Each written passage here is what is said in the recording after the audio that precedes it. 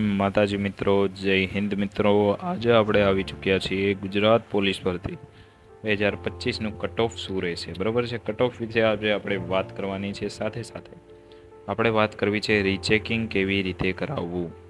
Rechecking માટેનો આ video છે, બરાબર છે. કટ ઓફ વિશેનો વિડીયો છે અને પ્રશ્નો જે વ્યાકરણના છે એ રદ થયા છે કે નહીં તેના વિશે આપણે વાત કરીશું આ વિડીયોની અંદર, બરાબર છે મિત્રો. તો શરૂ કરીએ આપણો વિડીયો. સર્વપ્રથમ કે આપણે જે એક્ઝામ દીધી હતી એના માટેની જે રીચેકિંગ માટેની યોજના છે, રીચેકિંગ માટેની જે પ્રક્રિયા છે એના વિશે વાત કરીએ. લોકરક્ષક કેડરની સૂચના આપણે વાંચી, બરાબર છે. આ સૂચના તમે વાંચી લેજો, વાત આવડે જ છે. 15 દિવસનો સમય આપ્યો છે. કેટલા દિવસ? 15 દિવસનો તમને સમય આપેલો છે, બરાબર છે. હા, તો 15 દિવસનો તમને સમય આપેલો છે. 15 દિવસ માટે તમારે આ જોવાનું છે, બરાબર છે. 15 દિવસનો સમય છે. રીચેકિંગ ફીના ₹500 લેશે. કેટલા લેશે? ₹500 લેશે. ચેરમેન ગુજરાત પોલીસ રિક્રુટમેન્ટ બોર્ડના નામનો રાષ્ટ્રીયકૃત બેંકનો ડિમાન્ડ ડ્રાફ્ટ પેયેબલના ગાંધીનગર, એ આપણે સૌપ્રથમ ₹500 આપવાના છે. પછી કોલ લેટરની ઝેરોક્સ આપવાની છે. શું આપવાનું છે? કોલ લેટરની ઝેરોક્સ આપવાની છે. અરજી, બરાબર છે. આપણે જે અરજી કરી હતી એ કન્ફર્મેશન નંબર છે, રોલ નંબર છે, મોબાઈલ નંબર, એ બધું દર્શાવવાનું રહેશે. સાથે સાથે છે તારીખ 7 થી 21 તારીખ સુધી. કેટલી? 21 તારીખ. આ જગ્યાએ થઈ 9 તારીખ થઈ, બરાબર છે. 10 તારીખ થઈ છે આજે.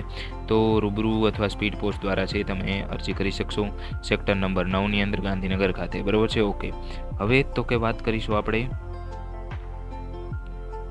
કે ખાસ નોંધ આપણે લખેલી છે એ તમે વાંચી લેજો, બરાબર છે. હવે આપણે જવું છે આગળ. તો આગળ વધશું એ પહેલાં હું તમને જણાવી દઉં કટ ઓફ વિશે આપણે જોઈએ. તો કટ ઓફ છે એ જનરલ, બરાબર છે. જનરલનું કેટલું રહેશે? તો જનરલનું રહેશે મારા મત મુજબ 111 થી 120 વચ્ચે. ચાલો ને 120 વચ્ચે ચાલીએ. તો જનરલનું 111 થી 120 વચ્ચે રહેવાની પૂરેપૂરી સંભાવના છે, બરાબર છે.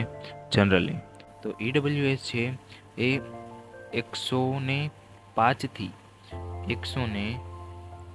110 સુધીનું રહી શકે, બરાબર છે. 105 થી 110 અથવા તો 115 ચાલીએ તો આટલું રહી શકે, બરાબર છે. 10 માર્કનો ગેપ તમે રાખી શકો. બાકી જે 25 તારીખથી 7 તારીખ વચ્ચે, બરાબર છે, 25 તારીખથી 7 તારીખ વચ્ચે જે ડીવી લિસ્ટ આવશે, બરાબર છે, એમાં આપણને ખબર પડી જવાની છે.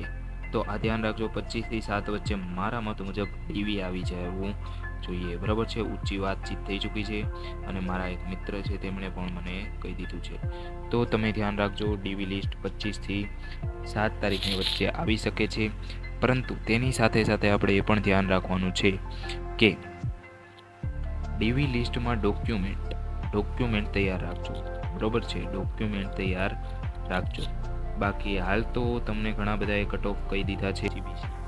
એનું કટ ઓફ છે એ તમ તારે રહી શકે છે 104 થી 112 સુધી, બરાબર છે. આટલું રહી શકે છે ઓબીસીનું કટ ઓફ. આગળ વધીએ તો એસસી માટે 100 થી 110, બરાબર છે. 100 થી 110 વચ્ચે રહી શકે છે. અને સાથે સાથે આપણે કહી દઈએ એસટી માટેનું, બરાબર છે. એસટી માટે કેટલું રહી શકે? તો એમનું છે એ 91 થી 100 વચ્ચે રહી શકે.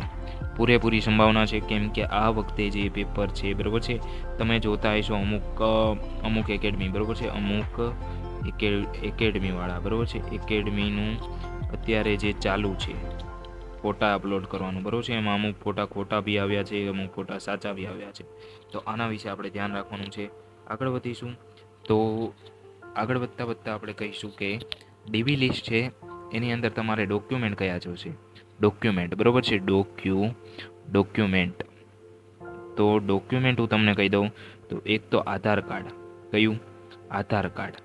એ તો જોશે જ, તે બધી જગ્યાએ આપણને માંગે છે, બરાબર છે. પછી તમારા બંને કોલ લેટર બંને, બરાબર છે. હા, પ્લસ તમારે જોશે તમારી ઓળખ તો આવી ગઈ, બરાબર છે. ઓળખ આધાર કાર્ડ આવી ગયું. પછી તમારે જોઈશે શું જોઈશે? તો પછી તમારું જોઈશે એક એલસી. પછી જો તમે ઓબીસીમાં આવતા હોય તો જાતિનો દાખલો જોઈશે, બરાબર છે. ત્યાર પછી જો તમે નોન ક્રિમિનલ જોઈએ ઓબીસી વાળાને, નોન ક્રિમિનલ, બરોબર છે. એક તમે મને એક કોમેન્ટ કરી દેજો, જો ડીવી વિશે વિડીયો જોતો હોય તો હું તમને નાખી દઈશ, બરોબર છે. અલગ અલગ દેખાડી દઈશું આપણે એની અંદર. એલસી જોઈશે. બાકી તો તમારા 1978નો દાખલો એ માત્ર એસીબીસી વાળાને લાગુ પડે છે, બરોબર છે. મને જ્યાં સુધી ખબર છે એસીબીસી વાળાને ખબર છે, બાકી હું જાણ કરી લઈશ મારા મિત્રો પાસેથી. આગળની વાત કરીએ તો એલસી આવી ગયું, બરોબર છે. હા, આટલી વસ્તુ જોશે. જે આગળની વસ્તુ જોશે તો 10-12ની માર્કશીટ, બરોબર છે. અધર ડિગ્રી છે, બરોબર છે. અધર ડિગ્રી છે તો એના વિશે બી તમારે જોઈશે. તો આ અત્યારની વાતચીત. બાકી તો કટ ઓફ વિશે મેં તમને કહ્યું, ઘણા વિડીયો ફરી રહ્યા છે યુટ્યુબની અંદર, એમાં બધા અલગ અલગ કહેવાના છે. બાકી ડીવી લિસ્ટ આવે, બરોબર છે. ડીવી લિસ્ટ જ્યારે આવે ત્યારે તમને કટ ઓફ ખબર પડી જાય, ત્યાં સુધી ખબર ના પડી શકે. અને પ્રશ્નોની વાત છે તો અત્યારે ગાંધીનગર જે લોકો જઈ રહ્યા છે, બરોબર છે, પ્રશ્નો રદ કરાવવા માટે, તો એ લોકો તો અમુક વિદ્યાર્થીઓ વિશે વિચારે છે, અમુક વિશે વિચારતા નથી. વ્યાકરણના રદ થવા જોઈએ તો વ્યાકરણના પ્રશ્નો 10 હતા રદ થવા જોઈએ, તો જે પાસ થાય છે એ 32 થઈ જાય, જે થવું હોય એ થઈ જાય. હવે તો પ્રશ્નો રદ થાય કે ના થાય હવે એના વિશે ખબર નથી.